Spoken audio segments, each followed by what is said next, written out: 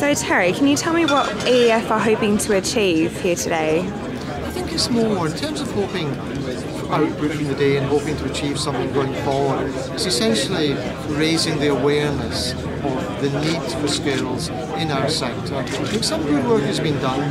Pleased with the initiative on apprentices in particular. The figure of 250,000 I think is a major step in the right direction, but it is only the first step, I think, in developing the whole skill base for our important export-led sector. And what is it we've had a lot of discussion here today, there's workshops on this afternoon.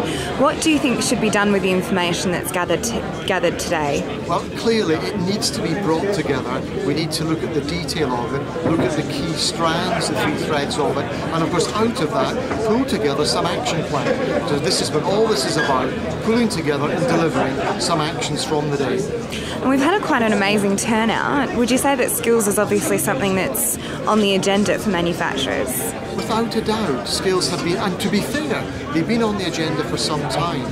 But I think as we come out of the recovery, we're seeing a greater need and a greater demand.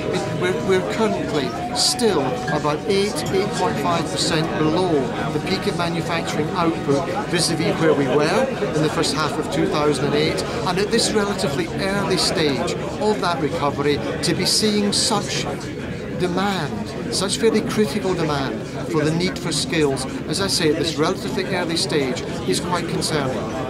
And government, I mean, John Hayes didn't make it along today. Do you think that there's enough focus from government on the skills? It's a pity that John wasn't able to attend today, but he did send a senior official.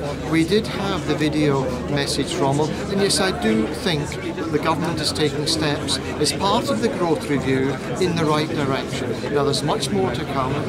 The budget, some of the support, in particular to those apprenticeships I mentioned earlier, is a step in the right direction. But you know, there's still a lot more to do, and we need to keep talking to government to keep sure they move in the right direction.